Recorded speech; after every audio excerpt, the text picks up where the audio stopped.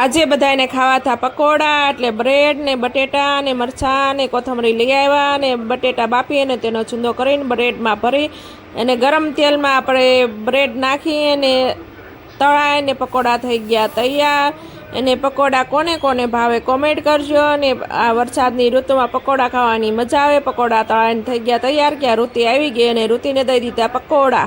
જે ગરમ ગરમ પકોડાની આવ્યું છે અને ઋતિએ મોજ લઈ લીધી। પછી મારે છીવવા બેસવાનું હતું, કાલે તુલસી વિવાહ હતા, મારી છોકરીને કુર્તી પહેરવાની હતી। મેં 80ની સ્પીડમાં મશીન નાખી અને અટરમ પટરમ કરી અને કુર્તી કરી દીધી તૈયાર। અને ફૂગીબાઈની કુર્તી બનાવવાની હતી ને સરસ મજાની જો બની ગઈ કુર્તી। અને કુર્તીના લીરા વધ્યા એનું અટરમ પટરમ કરવા બેસી ગઈ। અને કુર્તીનું જો આપણે છે ને બટરફ્લાયનું બકલ બનાવવાનું છે, એટલે હું કટિંગ કરવા બેસી ગઈ।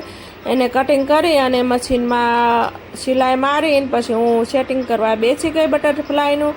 એને બટરફ્લાયનું સેટિંગ જો આવો લુક આવી ગયો છે। એને આપણે હવે ધીમે ધીમે ચીપટી લઈ અને આપણે બનાવી નાખવાનું છે। અને ઘણી મહેનત થાય છે બટરફ્લાય બકલ બનાવવામાં।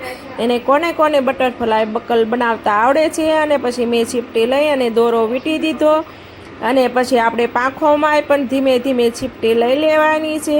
અને ચીપટી લઈને આપણે છે ને એને પહેલાં દોરો વીંટ્યો થયો એને જોટ કરી લેવાની છે। અને આપણે જો આ પાંખો થઈ ગઈ બટરફ્લાયની તૈયાર અને દોરો તેમને પણ વીંટી દેવાનો છે। અને બટરફ્લાયનું લુક મસ્ત આવી ગયું છે। એને આપણે છે ને બટરફ્લાયને આપણે છે ને એક ડાયમંડની છર લઈ લેવાની છે અને તેને ફરતી વીંટી દેવાની છે। અને ડાયમંડની છર વીંટાઈ જાય એટલે આપણે ગમ લગાવી દઈશું। અને ગમ લગાવીને એટલે આપણે એક નાનું અમથું બકલ લઈ લઈશું અને ચીપટા પિન જેવું અને તે બકલ આપણે છે ને બટરફ્લાયને જોટ કરી દઈશું।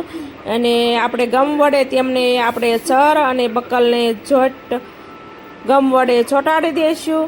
અને ચોંટી જાય એટલે આપણું ફાઇનલી બકલ બટરફ્લાય જેવું તૈયાર થઈ જશે। ને આ બજારમાં આવા મોંઘા મળે છે।